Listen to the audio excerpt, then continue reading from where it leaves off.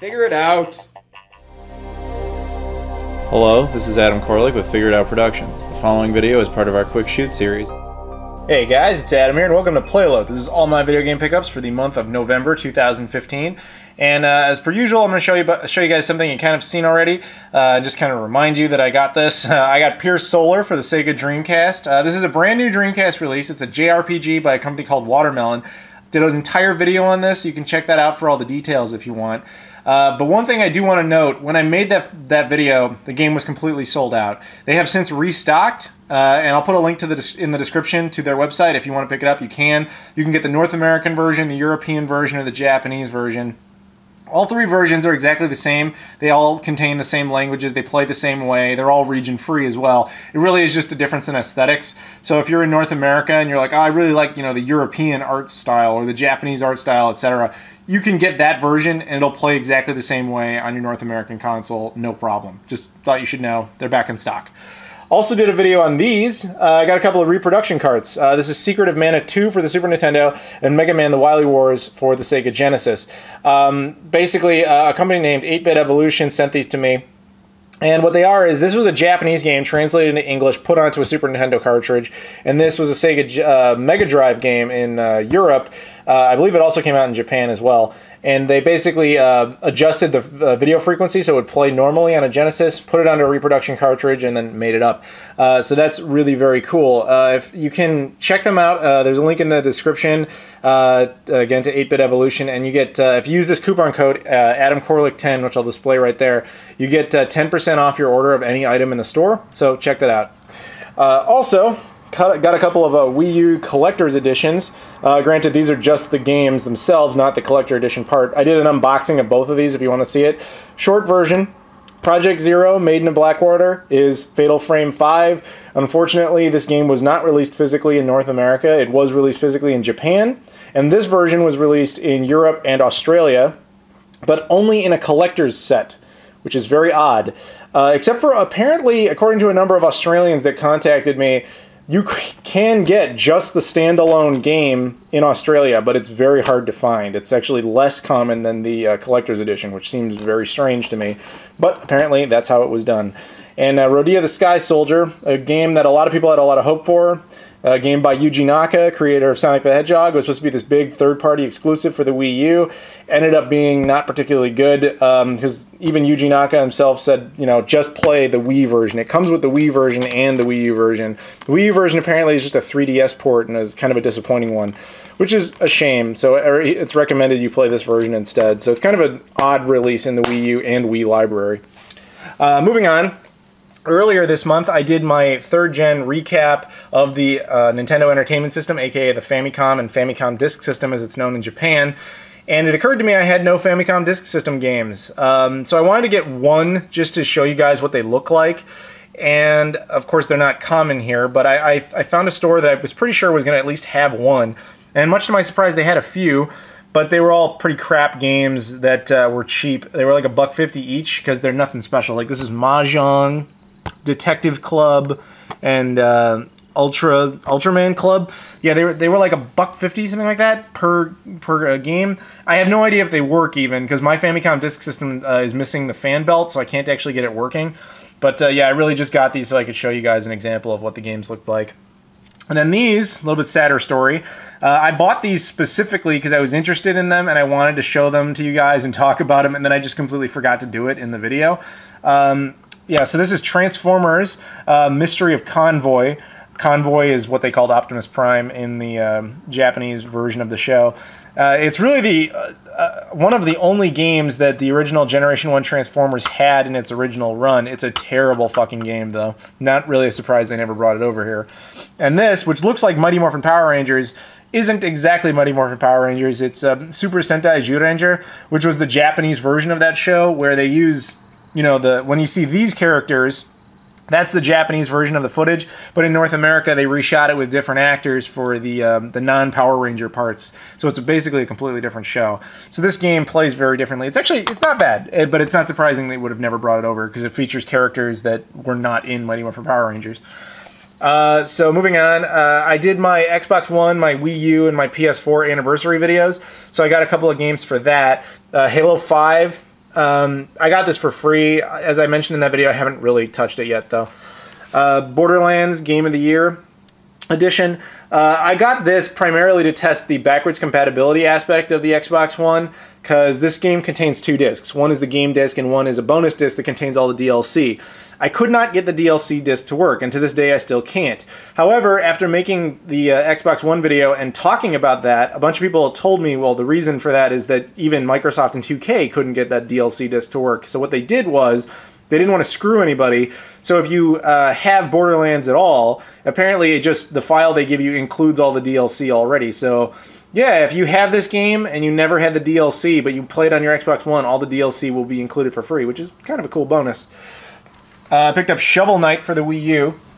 This was one that I was actually pretty excited about, because this game is one that I've wanted to play for a while. But you know me, I really only get the physical versions of things, and it didn't seem like this game was going to get one. And then suddenly they announced it, so I was super excited, and I went immediately over to Best Buy's website and I pre-ordered it, which was awesome, because when you did that, the initial price for this game was $20. And then, of course, I have Gamers Club unlocked, so I got 20% off that, so I got it like for 16 bucks, which I was like all, happy and fine with. And then shortly after that, they announced that they had to raise the price from $20 to $25, which pissed off a lot of people, but the reason for that was pretty simple.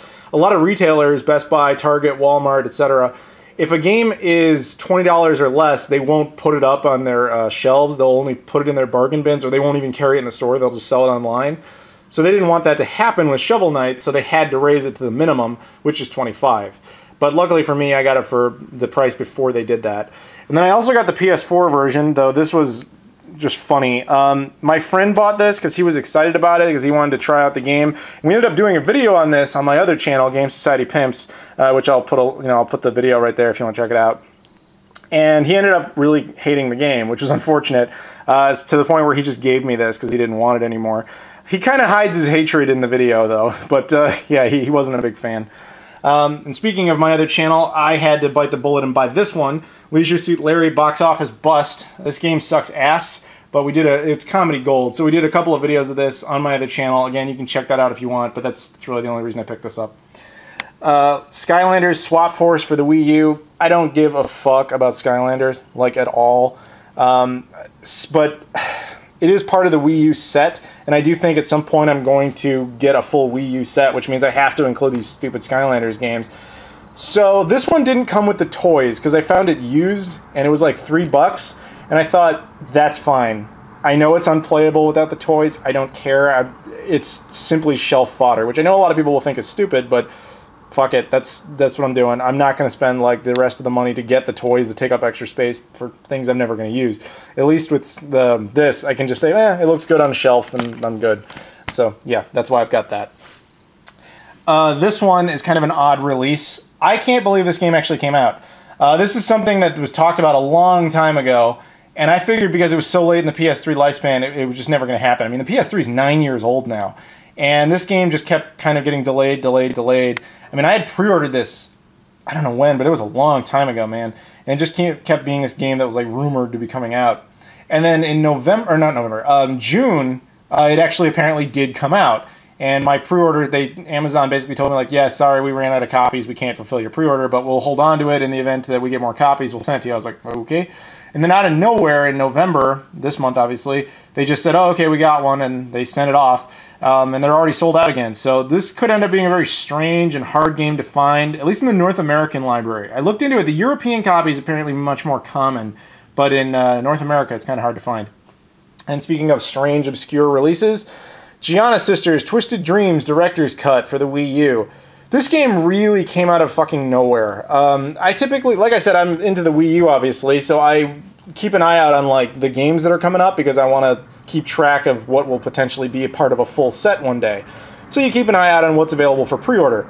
This game was never available for pre-order. It just showed up on Amazon's list as already available, and I was very surprised by that. So I went to all the other retailers, Best Buy, Target, Walmart, etc., just to see like who had it. My go-to is always Best Buy, because you can get 20% off of any game there, but they didn't have it. Nobody had it. Walmart did, which was odd, but even on fucking eBay, I wasn't seeing copies of this. Now, that might have changed by now. There might be copies up there now. But basically, only Amazon and Walmart were selling this game. It's very odd because I would never have expected that. This game got a physical release in Europe on the PS4 and I think the Xbox One. And I have the PS4 version because I never expected it to make its way over to North America, especially on a totally different console. So yeah, definitely an odd release in the Wii U library, but I'm glad it came out. Now speaking of Walmart to some extent, I'm going to show you something I did get there in a moment. But this is where it begins, my friends. This is where we start talking about all the good Black Friday deals. Now, if you're not aware, and I assume you are, but if you're not, Black Friday is really an American thing that we kind of spread, I think, now to the rest of the world. On the last Thursday of every November, we have a holiday called Thanksgiving. And then the next day is this big day where retailers slash prices on stuff and people, run in and try to get, a bunch of items for a lot less money than they normally cost. And I'm no exception to this. I wanted to get a bunch of video games because there's usually really good video game deals. So I got most of mine at Best Buy because I was able to do it like the week beforehand by buying everything online. But other retailers, I wasn't able to do that, so I just kind of popped into a few of them. Now, the first one I went to was Walmart, and I got this, Adventure Time Finn and Jake Investigations. This is a relatively new Wii U release that retails for $40, and they only wanted $15. Now, that's actually a good deal. Because even used, I don't think it's going to be a while before I'll be able to get this game for $15, so I was happy about that. It's just that I don't like shopping at Walmart because, and not because like I don't like Walmart's policies or any of that kind of crap, it's just that Walmart tends to be a really shitty place to buy video games. They tend to have no good deals, they don't tend to offer you any real incentive to buy games at Walmart as opposed to any other retailer. So they're also poorly stocked, usually the inventory is chaos, like usually everything's just kind of scattered and hard to find items. It's just a bad location for video games. So I don't typically do that. But in this case, they actually had a deal worth going for, so I did it. I also got this, Snoopy's Grand Adventure for the Wii U. I got this from Target. And the way that happened was that I looked at Target's catalog in advance, and they didn't announce this. So I wasn't expecting it, but like at midnight on Black Friday, they just posted an update, saying like, oh, here's all the new deals we have, and this was on the list, and I was like, oh shit, because again, this is a $40 game, and Target only wanted $15 for it, so I checked, of course, the other retailers, see if anybody was matching that, and only Target was doing it. Now, one of the great things about Black Friday is that all the stores stay open for the full 24 hours. In fact, they stay open before that because they're open on Thanksgiving as well. So I was home, and I'm a bit of a night owl. It was like 4 a.m. when I found out about this, and I was like, oh, well, shit, I want that game, which, as it turns out, is apparently not that bad of a game. It's actually a pretty cool platformer from a lot of reviews that I read. Maybe, nothing that's worth like $60 or anything, but for 15, sure, definitely. But anyway, so it was like 4 a.m., and I was like, oh, shit, that's a cool deal. So there's a Target right by me, so I just walked down to Target and went inside. It was an awesome, calm experience. There was nobody in the store. It was just employees, really, and me. And I walked around, calmly went around, found items I was interested in, compared prices online, bought what I wanted, and left. It was great. One thing that was really cool about this, though, is that there was another game I picked up there that I can't show you because it's a gift for my girlfriend, and I know she's going to watch this video, and I don't want her to know what game it is. But it was a game that was $30, which was already a pretty decent deal for the game, but Target was including a $15 gift card with it, so you would essentially get the game for $15. That was the deal they had before Black Friday. Now on Black Friday, they changed it to, they just dropped the price of the game from $30 to $15. However, they hadn't removed the bit about giving you a $15 gift card.